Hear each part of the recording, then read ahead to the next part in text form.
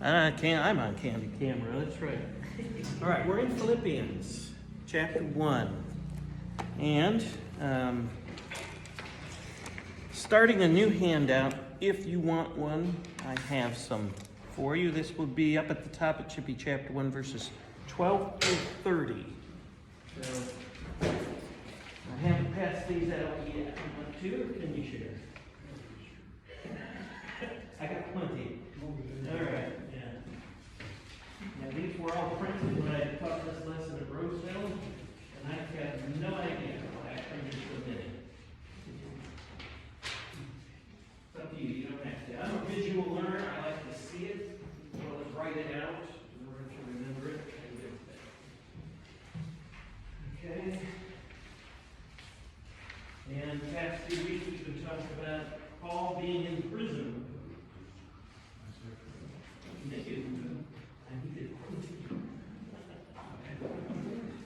It's off my ears now. Okay. Philippians. Where was Paul when he wrote this letter? In prison. And you have to keep that in mind, because it's just not a natural human response when he writes this letter until you realize, well, you'll see what makes it so amazing. Philippians and Colossians both, written to churches he had established, but at this time, they were supporters of his constantly throughout his ministry. Luke mentions how many times the congregation in Philippi brought him aid. And Paul mentions that in his letter here. Philippi especially, they would send messengers with a care package of some kind. And in this case here, this letter is being sent back. It is a thank you note. But it also is a description of what he's been going through, and he wants them to continue to be edified, strengthened, not discouraged because of what is happening to him. And so it is one of the most positive letters that I know of in the scriptures. When you're feeling down, Philippians is the good one to read. Ecclesiastes is probably not the best one if you're feeling bad. Make sure you're on a high when you read Ecclesiastes. Solomon kind of gets into some very discouraging stuff. Philippians is the one you need when things are going downhill. I guess today, I don't know why, they call it going south. So when life is going south, Philippians, because it is a thank you note. And it's written by a guy in a dungeon, okay, not our prison cells, but in a dungeon, going through unspeakable mistreatments, with really no guarantee of things getting any better. And yet, it's a very positive note and a very positive, upbeat letter. Luke was with Paul when this church was established. We read that in the book of Acts. That was, now Luke is, in the previous chapters, it's all Paul and Barnabas did this. They went there and they did that. It was in the Philippian establishment of this Philippian congregation where Luke is saying, we did this. We went here. So Luke was part of the mission team. And he, being from Troas, that's where it all starts, in Troas. Troas had a medical university in the first century, one of the world-renowned medical facilities. And Paul talks about many times in his later letters having some physical ailments. So he had a traveling doctor with him, Luke being a physician. Luke wrote out a very orderly, detailed account. So in a lot of the scriptures, we're only getting just tidbits of what happened. In the book of Acts, especially the later parts, he must have kept a diary during the ministry, because we have some very detailed information, even in the Gospels. Because of Luke's details, we can pinpoint the timing of many of Paul's letters that he wrote. So this is a good one to read through. We looked at his thanksgiving and prayer, as I mentioned before. In the last lesson, you learn a lot about a person by knowing what they pray for and how they pray. In his earlier letters, he's praying for them to have him released, but not in the later ones. In the later ones, he's learned different lessons, and he's taken advantage of whatever situation he's in. And one of my professors in grad school used to love to say that you could lock Paul up, but you couldn't shut him up. And he took every advantage. And he used to love the scene in his mind. He would recreate what it was like in prison when the soldiers would get there for work every day and see what their assignment was going to be. And there was, oh, no, not Paul again. Do I have to listen to him? Permission to smack the prisoner, that kind of thing. But a lot of that was fruitful for Paul. He saw that as the good things. And that's what will come out in these verses here. So as we look at verse 12 through 18, Paul is continuing to preach the gospel. And I would not necessarily look at it that way if this were my circumstance. The Romans persecuted the Christians only because the Jews made a lot of disputes about it. It was really the Jews that were persecuting the Christians, using the Roman machinery to do their will. That's how they got Jesus crucified. They manipulated the Roman instrument of crucifixion to get that done. And if you look back in some of the early prophecies in the Old Testament, anyone hung on a tree is under a curse from God. There's no speculation in my mind why they chose crucifixion, because if he was God's son, God would not allow him to be under any kind of a curse. They just misunderstood what God was doing. The curse was sin. It was really sin that died there, because 3 days later, Jesus is alive, isn't he? And he's not going to die anymore. So that's what we remember each Lord's Day, taking the Lord's Supper. Keep in mind that was a bad thing to happen. But the early Christians, first century on through the second, third century, until it became what they called a sacrament, where you had to do it in order to be infused with God's grace. Then after that, it's always been something you have to do to make God happy. But before that, it was always called the love feast. Jude and Peter talk about the love feast. And it was a celebration.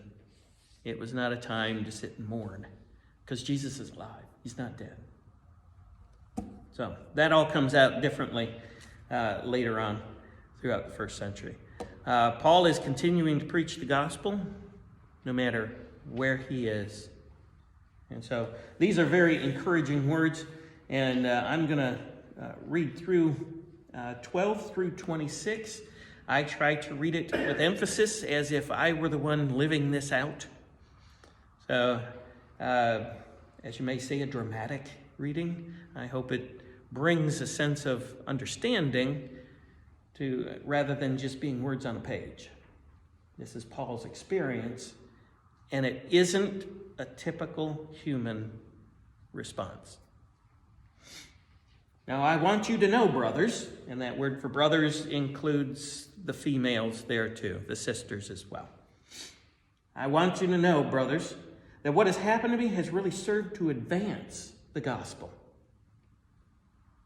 As a result, it has become clear throughout the whole palace guard. The Greek word actually is the praetorium, which were the barracks where the soldiers lived, because who was really spending the time with Paul was the guard. And this was the elite guard too. They were trained assassins. They guarded the emperor. So that's where Paul is. And now he says, it has become clear throughout the whole palace guard and to everyone else that I'm in chains for Christ.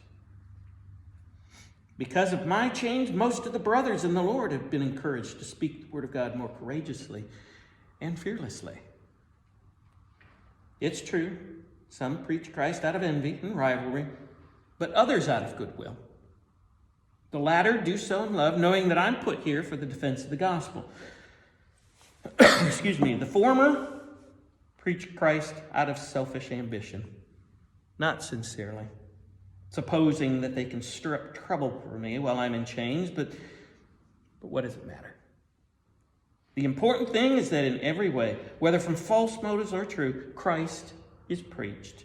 And because of this, I rejoice. And that's the celebration type of rejoicing, where we would give it a fist pump in the air. I'm rejoicing because Christ is being preached. Yes, and I'll continue to rejoice. For I know that through your prayers and the help given by the Spirit of Jesus Christ, what has happened to me will turn out for my deliverance. And that's a general type of deliverance. We don't know if it means spiritual or physical. But he knows. He's going to win in the end. I eagerly expect and hope that I will in no way be ashamed, but will have sufficient courage so that now, as always, Christ will be exalted in my body, whether by life or by death. For me to live is Christ, and to die is gain. If I'm to go on living in the body, this will mean fruitful labor for me. Yet what shall I choose? I don't know. I'm torn between the two. I desire to depart and be with Christ, which is better by far. But it's more necessary for you that I remain in the body. Convinced of this, and I love the word convinced. That should leave no questions there, how he feels about it. Convinced of this, I know that I will remain, and I will continue with all of you for your progress and joy in the faith, so that through my being with you again, your joy in Christ Jesus will overflow on account of me. That's hard to read and not put yourself in the story, isn't it? How would you respond sitting in a dungeon? I think back to what the gospel accounts, especially in Matthew. John the Baptist was languishing in a prison and was eventually murdered. How did he respond to that?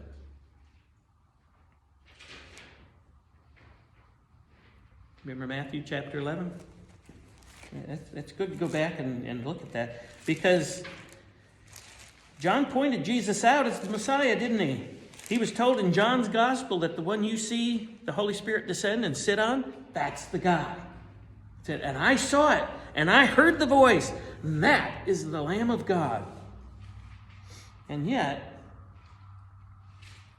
it said chapter 11 in Matthew, when John heard in prison what Christ was doing, he sent his disciples to ask him, are you the one who was to come, or should we expect someone else? What's that tell you about John languishing in prison? He's kind of questioning and doubting now, isn't he? After he heard what Jesus was doing. Why? What was Jesus doing that would have made him doubt? He took his place, didn't he? Actually, it wasn't Jesus that baptized. One of the writers points out it was the disciples who did it for him. But Jesus was not okay. John he was affected by his culture and what he had always been taught, just like we are. And what were they always taught about Messiah? He was coming. What was it going to be like? He's going to be the king. Yeah, let's replace King David and have that golden age again. And what's Jesus talking about when he gets here? Love your enemies? Serve them? Wait a second. My notes here say that the Messiah is supposed to run off the Roman occupation, and you'd have to get the rabbinical liturgies, and establish the throne of David and bring back the Ark of the Covenant, because where was it at this time? It took Indiana Jones to find it back in the 1930s, wasn't it? Yeah, they're supposed to bring back the Ark of the Covenant. Supposed to reestablish the true worship to Jehovah, Yahweh, whatever they call it. Yet John heard what he was doing and teaching, and this doesn't sound like Messiah. Why hasn't he acted yet? So he sent his disciples. Jesus responded with the words of Isaiah the prophet. Okay, watch what I'm doing. Listen to what I'm saying. Okay, the deaf hear, blind see, gospel's preached, and blessed is the one who does not doubt on account of me. Okay, the doubting should come from what you've always been taught, but not doubting from what you're seeing me do. So even John the Baptist was discouraged in prison. Now, John, in Matthew chapter 11, when you read through there, those guys went back to John to report him. And don't you wonder why Jesus says, John's ministry is done, come and stay with me. I'd always wondered about that. But after John was murdered, they did join him. But Jesus gave John the Baptist the greatest compliment a human could have. No one born of woman was greater than John the Baptist. And that was even him, because Jesus was born of woman.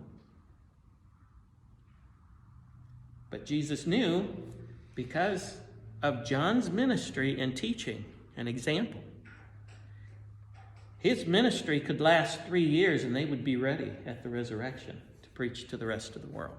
Without John, he wouldn't have had the guys who were ready, because his disciples used to be John's disciples. The first converted were due to John's teaching and example. His ministry would have had a hard time getting started if it weren't for John. John had prepared the people so well. But John was languishing in prison and was eventually martyred for the cause.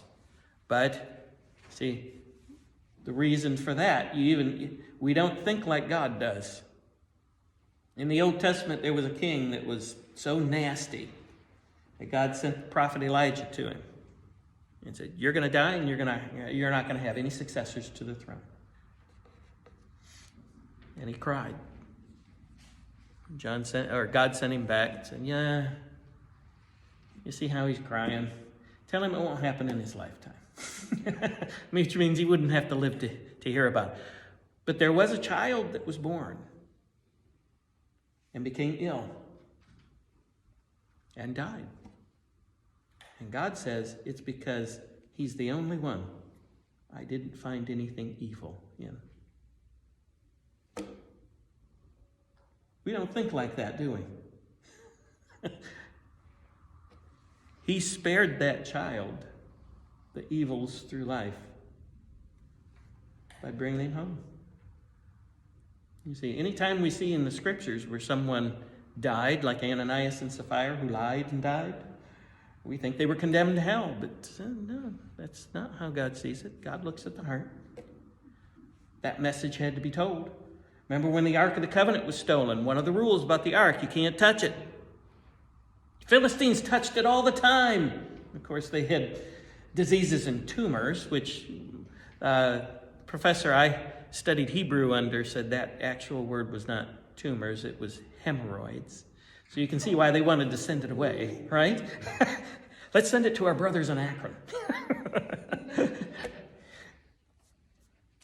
Yet when the Jews got it, they just checked it out to make sure everything was there. Wouldn't you do that too? You lose your wallet, you're going to check that everything's there? bam. So why didn't they die? The Philistines, the Jews did when they touched the ark to check it out. Philistines didn't. Oh, They didn't know the rule. They were not taught the rule. They weren't born under the covenant either. The Jews knew the rule. Don't touch it.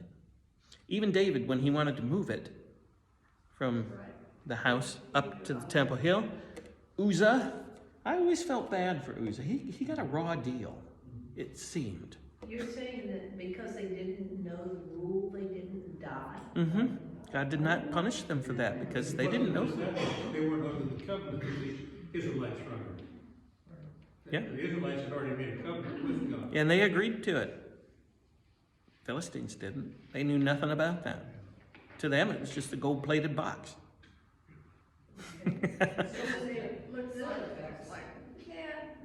And by them touching it, that's pretty much the symbolism they gave to it. It was nothing so special. And so God, even Uzzah, with good intention. And David was angry, but not at God. I should have read the rules. And now he was afraid to move it. See, that's respect. But didn't God tell him how to do it? In the scriptures he did, yeah. Did he tell him to put it on an ox cart? Nope. Did he tell him anybody, any dignitaries could carry it? Nope. Did he tell them to make a big parade? Thrash it through the streets? Nope. But God did not punish him for doing that. The only one punished was Uzzah who touched it. That's all. That was making it common. And so God had to tell him, listen, But don't even start to think that Uzzah went to hell because he touched the cart.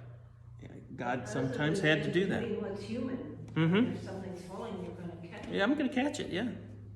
I would have done the same thing. I'm sure most of us. But that doesn't mean he was excluded from heaven. Right. That was a useful tool. Even Ananias and Sapphira. It said after that, a lot of the brothers were a lot more careful about their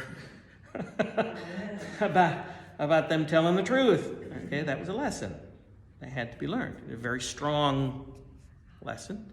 But I personally feel I'll be visiting Ananias and Sapphira when I get there. I can see that happening. People reaching down their pockets and say, here. Yeah. Actually, I owe you. Yeah, I can see how that would incite respect. Yeah. All right. Anyway, how did we get there? Got a long way off. Anyway, how does Paul feel about his confinement in prison? Not too bad. No. They had kind of a captive audience. Yeah, unfortunately for them, Yeah. if they didn't like what he had to say. But you can see the results of that, which coming up. Yeah. His imprisonment was a good thing. Now, he's not talking about his physical comfort because he had none. He's not talking about the good food there. If he had any, it was because the Philippian brethren and sisters had sent the care package to him, and they did do that. It's mentioned later in the letter. Unfortunately, their messenger got caught up in what he was doing somehow, because to visit someone in prison was a big deal because you took your life in your hands. You could be accused of what they were accused of. But also, it was a breeding ground for all kinds of disease. And in this case here, their messenger, Paul says he felt ill and almost died. You almost get the understanding in there that God had a hand in his staying alive. And part of the letter is telling them his condition because they've heard of it back home. They've heard that they may have lost their brother. I'm surprised that the gifts that they sent, that it made it to them because maybe the prison guards kept it. Yes, that is another reason too. Yes. It was notorious for these prison guards. Remember, they're trained assassins. Once they got to the point of being in the praetorium, from my understanding, what I've read about it, human life was, shooting an enemy was like putting a dog down. You know, in Kenya, when people sent care packages to us, Mm-hmm. you know, you go to the post office to get it, and the guys at the post office, you know, you had to open it up Mm-hmm. to make sure, For inspect. customs, yes. Yeah. Yes. And then we learned right away that from our missionaries that have been there, that give them something out of it. And then they always released it, you know. Mm-hmm. Generally would always Yeah. take them cookies, Uh-huh. stuff like that, you know. Yeah. Keep it. Now, my brother-in-law was in the Army. He was stationed over in Korea at the DMZ. My sister would always send him letters and stuff like that. He'd always get them redacted. Somebody had been in there reading his notes. Yeah. And the other guys, you know, had things. You know, mother would say, "I sent you these brownies, you know, to share with your." There were no brownies in there. Yeah, stuff like that. Yeah, the Roman Guard. Yeah, they would take stuff, for sure. And who are you gonna complain to? When we were in Kenya, one of the things that I was in a prison, and it was back to Bataan. I mean, it was Japanese prisoner war, and it was just worse than you can imagine. Went to visit a guy in the jail. It was a big cement block building with a cement floor with a trough down to the middle where you did your business, and then once a day they would, or if they got around to it, they would hose it out. And they provided no food or anything. The families had to bring food for the guys Sure. to eat. Sure. There And was nothing there for them. and that's probably the only time they got good food, Yeah. because if they sent it in a care package, it probably didn't get through. Right. Yeah, they had to physically bring it Yeah. to jail. Yeah, so Paul's going all through this, so he's not comfortable, he's not happy, he might not be well. Yeah, and then he's got all this worry about brothers and sisters back home, but he sees it as a good thing. Yeah. How has God been working through him during this hardship? What has happened with the gospel? Keeps going. Keeps going. It has been advanced through. That is a military term. The advancing through were the recons, the reconnaissance team. They would go through and cut down anything that was in the way, bushes, whatever. People who've been to Vietnam, and during that war, they knew what recon could do. They'd go through and burn out all the flora and the fauna so that the troops could march through. But they'd have to leave enough for protection from the enemy in case they got ambushed. So that was a special unit. And in this case, Paul is saying, I've been in prison, but you know what? It's been the recon. We've been advancing the gospel. We're moving it forward. It's actually turning out to be a good thing. Now that's for encouragement for them, because he's not feeling comfortable where he is. So that's all the two benefits. What two benefits did you see Paul mentioning there? And I don't know, I saw two. Maybe you could see some others. Well, he could preach to the guards. Yeah, the guards have heard the gospel. Have they all obeyed it? No. Do they all care about it? No. Remember Jesus' parable about sower? Where do you put it? You drop it only in the good soil and keep it off the pathway? No, it goes everywhere. Throw it out there. It's not up to you who accepts your message. It's not about you. But it will fall on some good soil. And you may never know. I do remember through my years of ministry, people coming to the gospel. They came back to it because their grandfather brought them as a child. The grandmother have long since passed away. And now they're seeing the need for it and they're applying it. See, that's something you may never know who you've influenced. Neighbors, friends that you've lost touch with, don't know. But what we do, 2 Corinthians is good with the aroma of Christ. Everywhere we go, how we live. You remember Pepe Le Pew cartoon, the skunk? And he had that smell. They used to show it artistically. And people, were nice to the little pussycat until they's got the smell. Ooh, yikes, and they'd get out of there. Some people think the gospel message is that. It's a stench. What do you do with a stench? You try to wipe it out. Others think it's a lovely aroma and they want to know more. And you have nothing to do with that. We are just to go out and smell.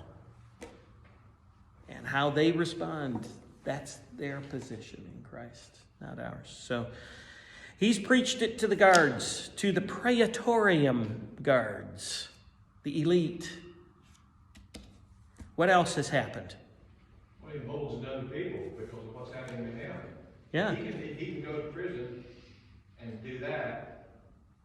I can certainly, in my capacities, Sure. go to work. Yeah, Paul's in prison and he's successful. How successful can I be if I'm not chained?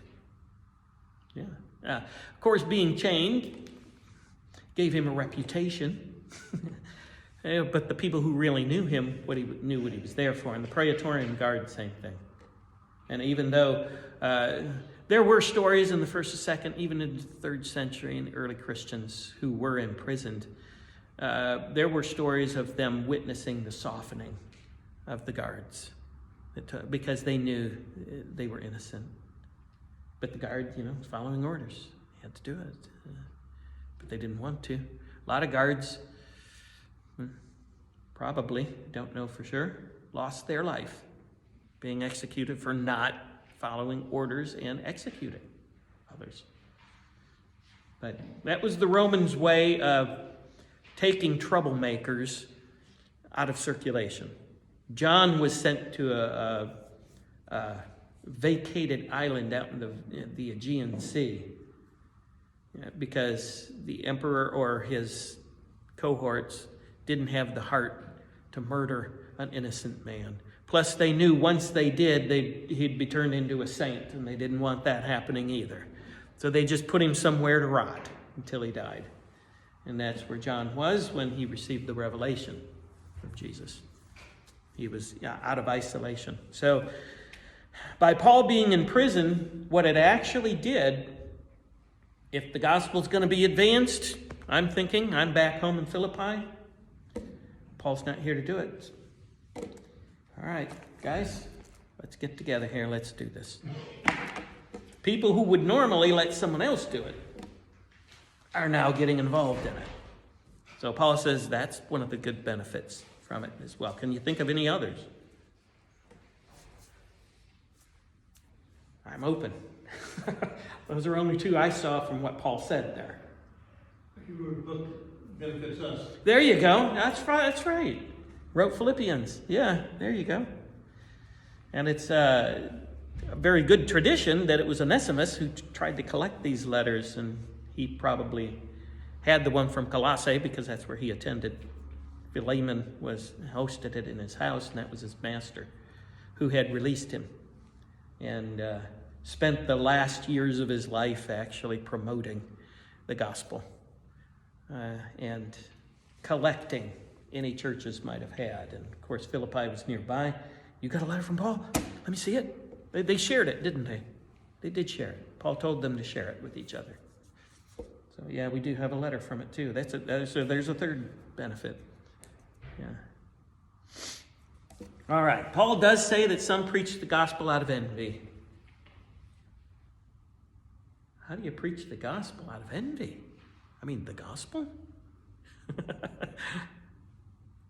How do you preach it from envy? You got some time this week? Take a few moments, read 1 Corinthians and 2 Corinthians. Paul's constantly talking about the people who are envious and jealous of him. We're trying to run him off. Do people do that today?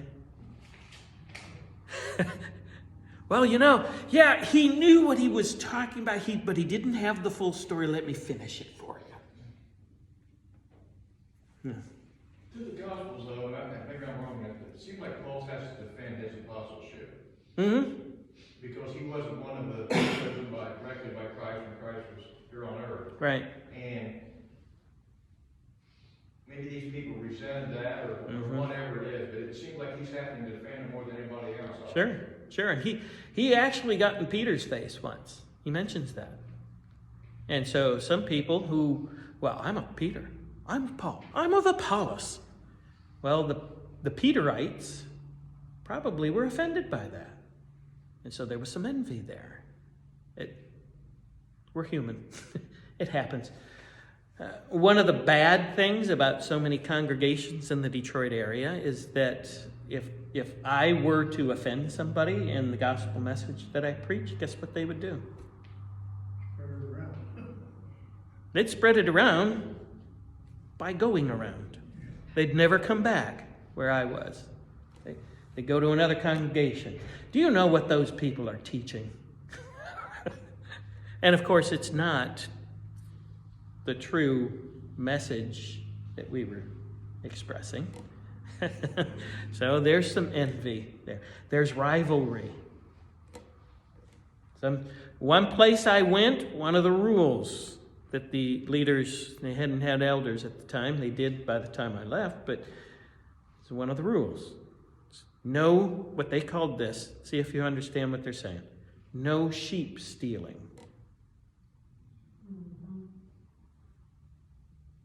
You know what that meant? Yeah. Yes. Don't take any people from the Don't draw people from the other congregations. Rivalries. This happened all the time. And they happen even today, unfortunately. Churches are rivals. When another congregation grows, well, they must be teaching something wrong. People have to be going there to be entertained. Because if you teach the gospel the way it's supposed to be, you're supposed to feel sad and sorry. This is what someone told me. Okay. Let's go back. We're supposed to restore first century Christianity, right? That's what we always teach in Restoration Movement, and they celebrated. I mean, the church in Corinth got to the point where their celebration got out of hand, and Paul had to remind them of what the Lord's Supper was all about. Some were jumping in and eating all the bread, drinking all the wine, leaving nothing for somebody else. That's not the Lord's Supper. And he's, Waiting on yeah. each other. Mm-hmm. Yeah. All right. Others do, though he understood, the others preach it out of goodwill. So you do have all kinds of factions and just all kinds of soils like Jesus' parable. The motivation for the latter, out of goodwill, was love for Paul. And not necessarily for himself, but for who he represented. For him, that was love. Because Paul is trying to portray the love of Christ. The others were selfish ambition. And I do know some guys who got into ministry because they thought it would be easy. How do you feel about it, Russ? Not easy. Especially when you need to talk to somebody about things that are going on. And especially if you do it right. Yeah. Because you're going to offend people. The gospel is just naturally going to offend people. How did Paul feel about it at this time, though? He rejoiced. As long as the gospel is advanced. He didn't feel about that way at the beginning, though. No. That's for sure. Right now, he's rejoicing. Christ is being preached, whatever. And the people who really want to know it, even if they're preaching out of envy and rivalry, they're getting their tidbits that they need. And they're going to come to Christ, and the gospel will advance. Even though he disagrees with me on the order of worship. Or whatever the contingency is. Yeah. When you read, and you can write this down if you want. I just went over this even just this morning. 1 Corinthians 2, 3, and 4 are all a defense of his gospel. And he says some pretty harsh things about his rivals. 1 Corinthians 2, 3, and 4. Also, 2 Corinthians 10, 11, and 12 And some think 12, being a different tone and a different vocabulary, is actually a third letter that got attached to the second letter. Totally different discussion. And then Galatians, chapters 1 and 2. There's where Paul says, you know what? I learned my gospel right from Jesus himself. Took me 13 years to unlearn and relearn before I got back into full-time ministry. So those are, now he says, just compare that with how he feels about it now. Whatever. Let him go. Before he took him to task, but now he realizes, hang on, there was actually a good thing that came out from that. And that's what he's going to dwell on now. So you can see how he even grew during his years. All right. Put my marker down here for verses 19 through 26 then. Paul's encouragement that he receives through the prayers. Keep in mind here, Paul met Jesus. Paul was taken up to God's throne and heard things that he is not allowed to tell. Yet he knew he could not survive without the help of the other brothers and sisters. He could only advance the gospel himself because of their encouragements, their work, their help, especially their prayers. Never get to the point where you think you have to do it all. We always need each other to get along. Okay, we'll pick up from there then next time.